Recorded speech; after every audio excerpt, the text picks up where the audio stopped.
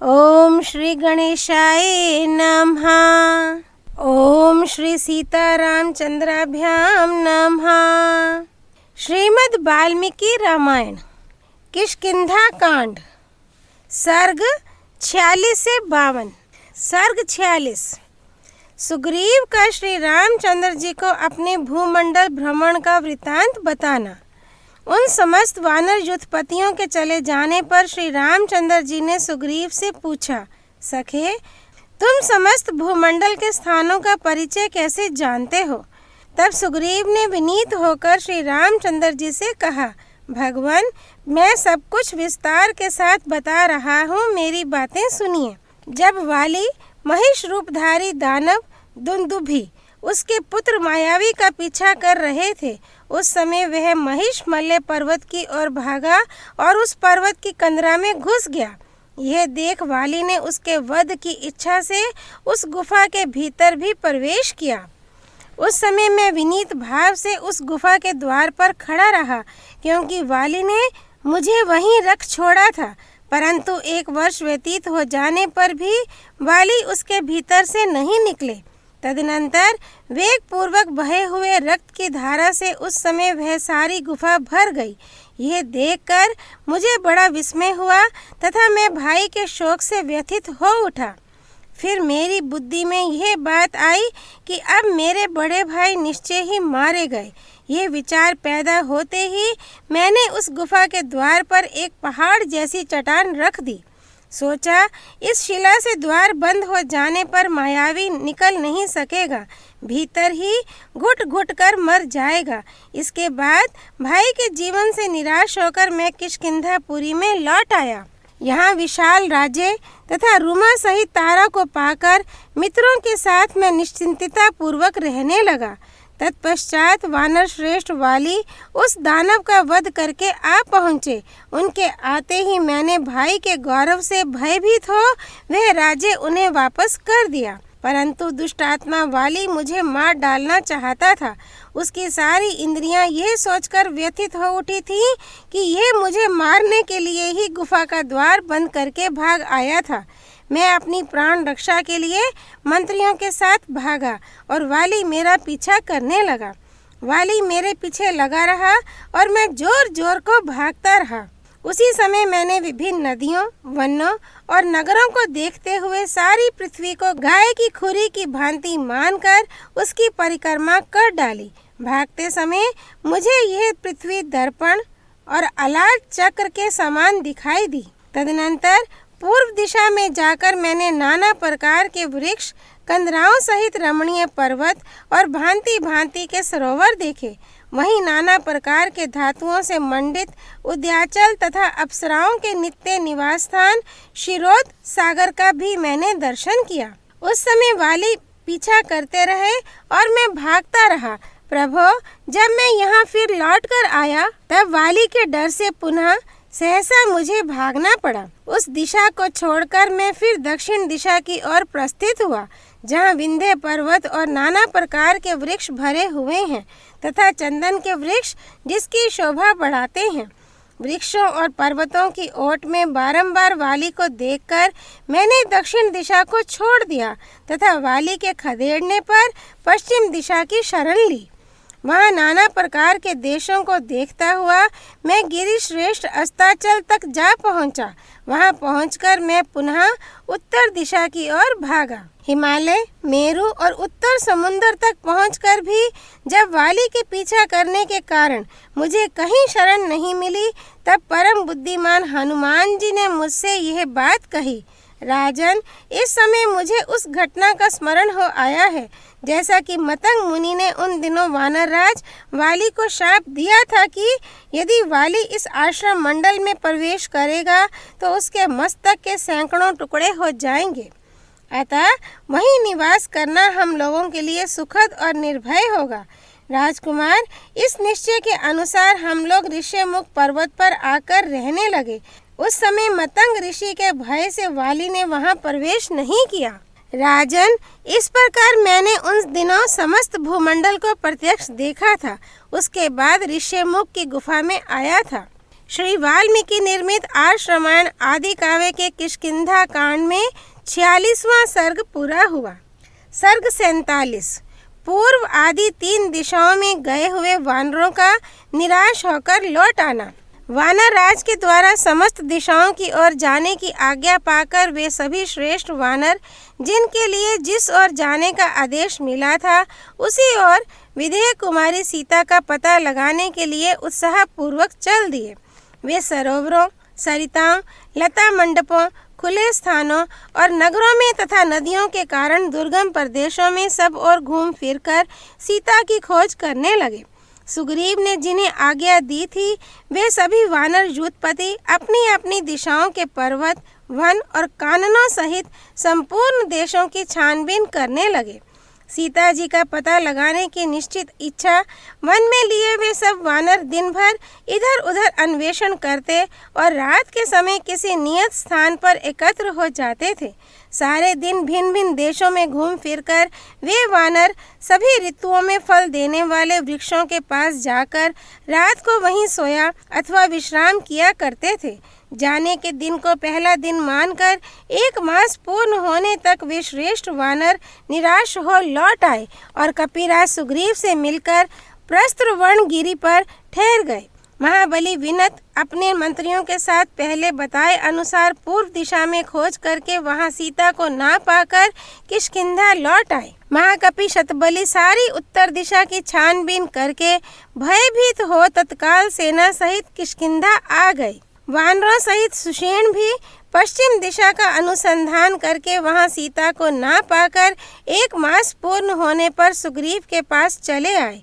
प्रस्तर वनगिरी पर श्री रामचंद्र जी के साथ बैठे हुए सुग्रीव के पास आकर सब वानरों ने उन्हें प्रणाम किया और इस प्रकार कहा, राजन, हमने समस्त पर्वत, घने जंगल, समुद्र पर्यंत नदियाँ, संपूर्ण देश, आपकी बताई हुई सारी गुफाएं तथा लता वितान से व्याप्त हुई झाड़ियाँ भी खोज डाली। घने वनों, विभिन्न देशों, दुर्गम स्थानों और ऊंची ऊंची भूमियों में भी ढूंढा है। बड़े बड़े प्राणियों की भी तलाशी ली और उन्हें मार डाला। जो जो प्रदेश घने और दुर्गम जान पड़े वहाँ बारंबार खोज की, किंतु कहीं भी सीता जी का पता ना लगा। वानर राज वायुपुत्र हनुमान परम शक्तिमान और कुलीन हैं।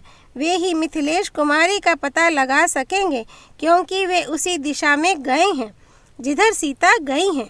श्री वाल्मीकि निर्मित आर्ष रामायण आदि काव्य के किष्किंधा कांड में 47वां सर्ग पूरा हुआ। सर्ग 48 दक्षिण दिशा में गए हुए वानरों का सीता की खोज आरंभ करना। उधर तार और अंगद के साथ हनुमान जी सहसा सुग्रीव के बताए हुए दक्षिण दिशा के देशों की ओर चले। उन सभी श्रेष्ठ वानरों के साथ बहुत दूर का रास्ता तय करके वे विंध्याचल पर गए और वहां की गुफाओं, जंगलों, पर्वत शिखरों, नदियों, दुर्गम स्थानों, सरोवरों, बड़े बड़े वृक्षों, झाड़ियों और भांति भांति के पर्वतों एवं वन्य वृक्षों में सब और ढूंढते फिरे, परंतु वहां उन समस्त वीर वानरों ने मिथिलेश कुमारी जनक नंदिनी सीता को कहीं नहीं देखा। वे सभी दुर्धर्ष वीर नाना प्रकार के फल मूल का भोजन करते हुए सीता को खोजते और जहाँ तहाँ ठहर जाया करते थे। विंध्य पर्वत के आसपास का महान देश बहुत सी गुफाओं तथा घने जंगलों से भरा था। इससे वहाँ जानकी को ढूंढने में बड़ी कठिनाई होती थी। भयंकर दिखाई देने वाले वहाँ के सुनसान जंगल में ना तो पानी मिलता था और ना कोई मनुष्य ही दिखाई देता था। वैसे जंगलों में भी खोज करते समय उन वानरों को अत्यंत कष्ट सहन करना पड़ा। वह विशाल प्रदेश अनेक गुहाओं और सघन वनों से व्याप्त था, अतः वहाँ अन्वेषण का कार्य बहुत कठिन प्रतीत होता था। तदनंतर वे समस्त वानर यूथपति उस देश को छोड़कर दूसरे प्रदेश में घुसे, जहाँ जाना और भी कठिन था तो भी उन्हें कहीं किसी से भय नहीं होता था। वहाँ के वृक्ष कभी फल नहीं देते थे, उनमें फूल भी नहीं लगते थे और उनकी डालियों में पत्ते भी नहीं थे। वहाँ की नदियों में पानी का नाम नहीं था। कंदमूल आदि तो वहाँ सर्वथा दुर्लभ थे। उस प्रदेश में ना भैंसे थे, ना हिरन और हाथी, ना बाघ थे, ना पक्षी तथा वन में विचरने वाले अन्य प्राणियों का भी वहाँ अभाव था। वहाँ ना पेड़ थे, ना पौधे, ना औषधियाँ थी, ना लता बेलें। उस देश की पोखरियों में चिकने पत्तों और खिले हुए फूलों से युक्त कमल भी नहीं थे। इसीलिए ना तो वह देखने योग्य थी, ना उनमें सुगंध छा रही थी और ना वहाँ भौरे ही गुंजार करते थे।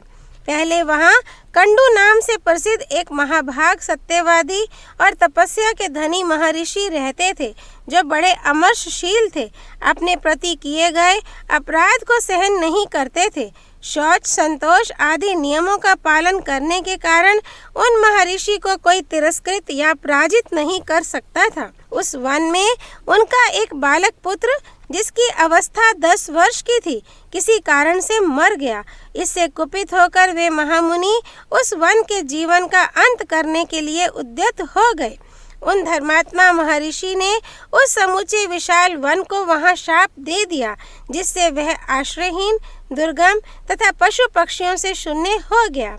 वहां सुग्रीव का प्रिय करने वाले उन महामनस्वी वानरों ने उस वन के सभी प्रदेशों, पर्वतों की कंदराओं तथा नदियों के उद्गम स्थानों में एकाग्रचित होकर अनुसंधान किया, परंतु वहां भी उन्हें जनक नंदिनी सीता अथवा उनका अपहरण करने वाले रावण का कुछ पता नहीं चला। तत्पश्चात लताओं और झाड़ियों से व्याप्त हुए दूसरे किसी भयंकर वन में प्रवेश करके उन हनुमान आदि वानरों ने भयानक कर्म करने वाले एक असुर को देखा, जिसे देवताओं से कोई भय नहीं था। उस घोर निशाचर को पहाड़ के समान सामने खड़ा देख सभी वानरों ने अपने ढीले ढाले वस्त्रों को अच्छी तरह कस लिया और सबके सब उस पर्वताकार असुर से भिड़ने को तैयार हो गए। उधर वह बलवान असुर भी उन सब वानरों को देखकर बोला, अरे आज तुम सभी मारे गए। इतना कहकर वह अत्यंत कुपित हो बंधा हुआ मुक्का तान कर उनकी ओर दौड़ा। उसे सहसा आक्रमण करते देख वाली पुत्र अंगद ने समझा कि यही रावण है, अतः उन्होंने आगे बढ़कर उसे एक तमाचा जड़ दिया। वाली पुत्र के मारने पर वह असुर मुंह से रक्त वमन करता हुआ फटकर गिरे हुए पहाड़ की भांति पृथ्वी पर जा पड़ा और उसके प्राण पखेरु उड़ गए। तत्पश्चात विद्योल्लास से सुशोभित होने वाले वानर प्रायः वहाँ की सारी पर्वतीय गुफाओं में अनुसंधान करने लगे। जब वहाँ के सारे प्रदेश में खोज कर ली गई, तब उन समस्त वनवासी वानरों ने किसी दूसरी पर्वतीय कंदरा में प्रवेश किया, जो पहले की अपेक्षा भी भयानक थी। उसमें भी ढूंढते ढूंढते वे थक गए और निराश होकर निकल आए। फिर सब के सब एकांत स्थान में एक वृक्ष के नीचे खिंचित होकर बैठ गए। श्री वाल्मीकि निर्मित आर्ष रामायण आदि काव्य के किष्किंधा कांड में 48वां सर्ग पूरा हुआ। सर्ग 49। अंगद और गंधमादन के आश्वासन देने पर वानरों का पुनः उत्साहपूर्वक अन्वेषण कार्य में प्रवृत्त होना। तदनंतर परिश्रम से थके हुए महाबुद्धिमान अंगद संपूर्ण वानरों को आश्वासन देकर धीरे धीरे इस प्रकार कहने लगे, हम लोगों ने वन, पर्वत, नदियां, दुर्गम स्थान, घने जंगल, कंदरा और गुफाएं भीतर प्रवेश करके अच्छी तरह देख डाली, परंतु उन स्थानों में हमें ना तो जानकी के दर्शन हुए और ना उनका अपहरण करने वाला वह पापी राक्षस ही मिला। हमारा समय भी बहुत बीत गया। राजा सुग्रीव का शासन बड़ा भयंकर है, अतः आप लोग मिलकर पुनः सब और सीता की खोज आरंभ करें। आलस्य, शोक और आई हुई निद्रा का परित्याग करके इस प्रकार ढूंढें जिससे हमें जनक कुमारी सीता का दर्शन हो सके। उत्साह, सामर्थ्य और मन में हिम्मत न हारना, ये कार्य की सिद्धि कराने वाले सद्गुण कहे गए हैं। इसीलिए मैं आप लोगों से यह बात कह रहा हूँ। आज भी सारे वानर खेत छोड़कर इस दुर्गम वन में खोज आरंभ करें और सारे वन को ही छान डालें। कर्म में लगे रहने वाले लोगों को उस कर्म का फल अवश्य होता दिखाई देता है, अतः अत्यंत खिन्न होकर उद्योग को छोड़ बैठना कदापि उचित नहीं है। सुग्रीव क्रोधी राजा हैं, उनका दंड भी बड़ा कठोर होता है। वानरों, उनसे तथा महात्मा श्री राम से आप लोगों को सदा डरते रहना चाहिए। आप लोगों की भलाई के लिए ही मैंने ये बातें कही हैं। यदि अच्छी लगें तो आप इन्हें स्वीकार करें, अथवा वानरों, जो सबके लिए उचित हो वह कार्य आप ही लोग बतावें। अंगद की यह बात सुनकर गंधमादन ने प्यास और थकावट से शिथिल हुई स्पष्ट वाणी में कहा, वानरों, युवराज अंगद ने जो बात कही है वह आप लोगों के योग्य, हितकर और अनुकूल है, अतः सब लोग इनके कथनानुसार कार्य करें। हम लोग पुनः पर्वतों, कंदराओं, शिलाओं, निर्जन वनों और पर्वतीय झरनों की खोज करें। महात्मा सुग्रीव ने जिन स्थानों की चर्चा की थी उन सब में वन और पर्वतीय दुर्गम प्रदेशों में सब वानर एक साथ होकर खोज आरंभ करें। ये सुनकर वे महाबली वानर उठकर खड़े हो गए और विंध्य पर्वत के काननों से व्याप्त दक्षिण दिशा में विचरने लगे। सामने शरद ऋतु के बादलों के समान शोभाशाली रजत पर्वत दिखाई दिया, जिसमें अनेक शिखर और कंदराएं थीं। वे सब वानर उस पर चढ़कर खोजने लगे। सीता के दर्शन की इच्छा रखने वाले वे सभी श्रेष्ठ वानर वहां के रमणीय लोध्र वन में और सप्तपर्ण चितवन के जंगलों में उनकी खोज करने लगे। उस पर्वत के शिखर पर चढ़े हुए वे महापराक्रमी वानर ढूंढते ढूंढते थक गए, परंतु श्री रामचंद्र जी की प्यारी रानी सीता का दर्शन न पा सके। अनेक कंदराओं वाले उस पर्वत का अच्छी तरह निरीक्षण करके सब और दृष्टिपात करने वाले वे वानर उससे नीचे उतर गए। पृथ्वी पर उतरकर अधिक थक जाने के कारण अचेत हुए वे सभी वानर वहां एक वृक्ष के नीचे गए और 2 घड़ी तक वहां बैठे रहे। एक मुहूर्त तक सुस्ता लेने पर जब उनकी थकावट कुछ कम हो गई, तब वे पुनः संपूर्ण दक्षिण दिशा में खोज के लिए उद्यत हो गए। हनुमान आदि सभी श्रेष्ठ वानर सीता के अन्वेषण के लिए प्रस्थित हो पहले विंध्य पर्वत के ही चारों ओर विचरने लगे।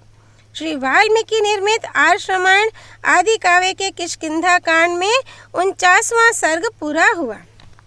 सर्ग 50। भूखे प्यासे वानरों का एक गुफा में घुसकर वहां दिव्य वृक्ष, दिव्य सरोवर, दिव्य भवन तथा एक वृद्धा तपस्विनी को देखना और हनुमान जी का उससे उसका परिचय पूछना। हनुमान जी तार और अंगद के साथ मिलकर विंध्यगिरि की गुफाओं और घने जंगलों में सीता जी को ढूंढने लगे। उन्होंने सिंह और बाघों से भरी हुई कंदराओं तथा उसके आसपास की भूमि को भी छान डाला। गिरिराज विंध्य पर जो बड़े बड़े झरने और दुर्गम स्थान थे वहां भी अन्वेषण किया। घूमते फिरते वे तीनों वानर उस पर्वत के नैऋत्य कोण वाले शिखर पर जा पहुँचे। वहीं रहते हुए उनका वह समय जो सुग्रीव ने निश्चित किया था बीत गया। गुफाओं और जंगलों से भरे हुए उस महान प्रदेश में सीता को ढूंढने का काम बहुत ही कठिन था, तो भी वहां वायुपुत्र हनुमान जी सारे पर्वत की छानबीन करने लगे। फिर अलग अलग एक दूसरे से थोड़ी ही दूर पर रहकर गज, गवाक्ष, गवय, शरभ, गंधमादन, मैंद, द्विविद, हनुमान, जाम्बवान, युवराज अंगद तथा वनवासी वानर तार, ये दक्षिण दिशा के देशों में जो पर्वतमालाओं से घिरे हुए थे सीता की खोज करने लगे। खोजते खोजते उन्हें वहां एक गुफा दिखाई दी जिसका द्वार बंद नहीं था। उसमें प्रवेश करना बहुत कठिन था। वह गुफा ऋक्षबिल नाम से विख्यात थी और एक दानव उसकी रक्षा में रहता था। वानरों को भूख प्यास सता रही थी। वे बहुत थक गए थे और पानी पीना चाहते थे, अतः लता और वृक्षों से आच्छादित विशाल गुफा की ओर वे देखने लगे। इतने में उसके भीतर से क्रौंच, हंस, सारस तथा जल से भीगे हुए चक्रवाक पक्षी, जिनके अंग कमलों के पराग से रक्त वर्ण के हो रहे थे, बाहर निकले। तब उस सुगंधित एवं दुर्लंघे गुफा के पास जाकर उन सभी श्रेष्ठ वानरों का मन आश्चर्य से चकित हो उठा। उस बिल के अंदर उन्हें जल होने का संदेह हुआ। वे महाबली और तेजस्वी वानर बड़े हर्ष में भरकर उस गुफा के पास आए, जो नाना प्रकार के जंतुओं से भरी हुई तथा दैत्य राजों के निवास स्थान पाताल के समान भयंकर प्रतीत होती थी। वह इतनी भयानक थी कि उसकी ओर देखना कठिन जान पड़ता था। उसके भीतर घुसना सर्वथा कष्ट साध्य था। उस समय पर्वत शिखर के समान प्रतीत होने वाले पवनपुत्र हनुमान जी, जो दुर्गम वन के ज्ञाता थे, उन घोर वानरों से बोले, बंधुओं, दक्षिण दिशा के देश प्रायः पर्वतमालाओं से घिरे हुए हैं। इनमें मिथिलेश कुमारी सीता को खोजते खोजते हम सब लोग बहुत थक गए, किंतु कहीं भी हमें उनके दर्शन नहीं हुए। सामने की इस गुफा से हंस, क्रौंच, सारस और जल से भीगे हुए चकवे सब और निकल रहे हैं, अतः निश्चय ही इसमें पानी का कुआं अथवा कोई जलाशय होना चाहिए, तभी इस गुफा के द्वारवर्ती वृक्ष हरे भरे हैं। हनुमान जी के ऐसा कहने पर वे सभी वानर अंधकार से भरी हुई गुफा में, जहाँ चंद्रमा और सूर्य की किरणें भी नहीं पहुँच पाती थीं, घुस गए। भीतर जाकर उन्होंने देखा वह गुफा रोंगटे खड़े कर देने वाली थी। उस बिल से निकलते हुए उन सिंहों, मृगों और पक्षियों को देखकर वे श्रेष्ठ वानर अंधकार से आच्छादित हुई उस गुफा में प्रवेश करने लगे। उनकी दृष्टि कहीं अटकती नहीं थी, उनका तेज और पराक्रम भी अवरुद्ध नहीं होता था। उनकी गति वायु के समान थी, अंधकार में भी उनकी दृष्टि काम कर रही थी। वे श्रेष्ठ वानर उस बिल में वेगपूर्वक घुस गए। भीतर जाकर उन्होंने देखा वह स्थान बहुत ही उत्तम, प्रकाशमान और मनोहर था। नाना प्रकार के वृक्षों से भरी हुई उस भयंकर गुफा में वे 1 योजन तक एक दूसरे को पकड़े हुए गए। प्यास के मारे उनकी चेतना लुप्त सी हो रही थी। वे जल पीने के लिए उत्सुक होकर घबरा गए थे और कुछ काल तक आलस्य रहित हो उस बिल में लगातार आगे बढ़ते गए। वे वानर वीर जब दुर्बल, खिन्नवदन और श्रांत होकर जीवन से निराश हो गए, तब उन्हें वहां प्रकाश दिखाई दिया। तदनंतर उस अंधकार से प्रकाश पूर्ण देश में आकर उन सौम्य वानरों ने वहां अंधकार रहित वन देखा, जहाँ के सभी वृक्ष सुवर्णमय थे और उनसे अग्नि के समान प्रभा निकल रही थी। साल, ताल, तमाल, नागकेसर, अशोक, धव, चंपा, नागवृक्ष और कनेर, ये सभी वृक्ष फूलों से भरे हुए थे। विचित्र सुवर्णमय गुच्छे और लाल लाल पल्लव मानो उन वृक्षों के मुकुट थे। उनमें लताएं लिपटी हुई थीं तथा वे अपने फलस्वरूप सुवर्णमय आभूषणों से विभूषित थे। वे देखने में प्रातःकालिक सूर्य के समान जान पड़ते थे।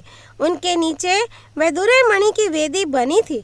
वे सुवर्णमय वृक्ष अपने दीप्तिमान स्वरूप से ही प्रकाशित हो रहे थे। वहाँ नील वैदुर्य मणि की सी कांति वाली पद्मलताएं दिखाई देती थीं, जो पक्षियों से आवृत थीं। कई ऐसे सरोवर भी देखने में आए जो बाल सूर्य किसी आभा वाले विशाल कांचन वृक्षों से घिरे हुए थे। उनके भीतर सुनहरे रंग के बड़े बड़े मत्स्य शोभा पाते थे। वे सरोवर सुवर्णमय कमलों से सुशोभित तथा स्वच्छ जल से भरे हुए थे। वानरों ने वहां सब और सोने चांदी के बने हुए बहुत से श्रेष्ठ भवन देखे, जिनकी खिड़कियां मोती की जालियों से ढकी थीं। उन भवनों में सोने के जंगले लगे हुए थे। सोने चांदी के ही विमान भी थे। कोई घर सोने के बने थे तो कोई चांदी के। कितने ही ग्रह पार्थिव वस्तुओं, ईंट, पत्थर, लकड़ी आदि से निर्मित हुए थे। उनमें वैदुर्य मणियां भी जड़ी गई थीं। वहाँ के वृक्षों में फूल और फल लगे थे। वे वृक्ष मूंगे और मणियों के समान चमकीले थे। उन पर सुनहरे रंग के भौरे मंडरा रहे थे। वहाँ के घरों में सब और मधु संचित थे। मणि और सुवर्ण से जटित विचित्र पलंग तथा आसन सब और सजाकर रखे गए थे, जो अनेक प्रकार के और विशाल थे। वानरों ने उन्हें भी देखा। वहाँ ढेर के ढेर सोने, चांदी और कांस, फूल के पात्र रखे गए थे। अगुरु तथा दिव्य चंदन की राशियां सुरक्षित थीं। पवित्र भोजन के सामान तथा फल मूल भी विद्यमान थे। बहुमूल्य सवारियां, सरस मधु, महामूल्यवान दिव्य वस्त्रों के ढेर, विचित्र कंबल एवं कालीनों की राशियां तथा मृग चर्मों के समूह जहाँ तहाँ रखे हुए थे। वे सब अग्नि के समान प्रभा से उद्दीप्त हो रहे थे। वानरों ने वहाँ चमकीले सुवर्ण के ढेर भी देखे। उस गुफा में जहाँ तहाँ खोज करते हुए उन महातेजस्वी शूरवीर वानरों ने थोड़ी ही दूर पर किसी स्त्री को भी देखा, जो वल्कल और काला मृग चर्म पहनकर नियमित आहार करती तपस्या में संलग्न थी और अपने तेज से दीप रही थी। वानरों ने वहां उसे बड़े ध्यान से देखा और आश्चर्यचकित होकर सब और खड़े रहे। उस समय हनुमान जी ने उससे पूछा, देवी तुम कौन हो और यह किसकी गुफा है? पर्वत के समान विशालकाय हनुमान जी ने हाथ जोड़कर उस वृद्धा तपस्विनी को प्रणाम किया और पूछा, देवी तुम कौन हो? ये गुफा, ये भवन तथा ये रत्न किसके हैं? ये हमें बताओ। श्री वाल्मीकि निर्मित आर्ष रामायण आदि काव्य के किष्किंधा कांड में 50वां सर्ग पूरा हुआ। सर्ग 51। हनुमान जी के पूछने पर वृद्धा तापसी का अपना तथा उस दिव्य स्थान का परिचय देकर सब वानरों को भोजन के लिए कहना। इस तरह पूछकर हनुमान जी चीर एवं कृष्ण मृग चर्म धारण करने वाली उस धर्मपरायणा महाभागा तपस्विनी से वहां फिर बोले, देवी हम सब लोग भूख प्यास और थकावट से कष्ट पा रहे थे, इसलिए सहसा इस अंधकार पूर्ण गुफा में घुस आए। भूतल का यह विवर बहुत बड़ा है। हम प्यास से पीड़ित होने के कारण यहाँ आए हैं, किंतु यहाँ के इन ऐसे अद्भुत विविध पदार्थों को देखकर हमारे मन में बड़ी व्यथा हुई है। हम यह सोचकर चिंतित हो उठे हैं कि ये असुरों की माया तो नहीं है, इसीलिए हमारे मन में घबराहट हो रही है। हमारी विवेक शक्ति लुप्त सी हो गई है। हम जानना चाहते हैं कि ये बाल सूर्य के समान कांतिमान सुवर्णमय वृक्ष किसके हैं?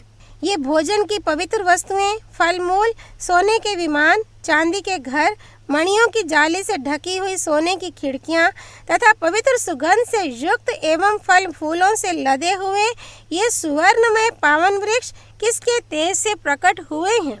यहाँ के निर्मल जल में सोने के कमल कैसे उत्पन्न हुए? इन सरोवरों के मत्स्य और कछुए सुवर्णमय कैसे दिखाई देते हैं? ये सब तुम्हारे अपने प्रभाव से हुआ है या और किसी के? ये किसके तपोबल का प्रभाव है? हम सब अनजान हैं, इसलिए पूछते हैं। तुम हमें सारी बातें बताने की कृपा करो।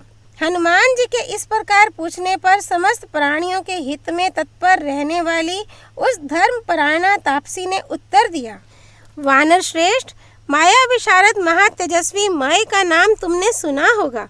उसी ने अपनी माया के प्रभाव से इस समूचे स्वर्णमय वन का निर्माण किया था।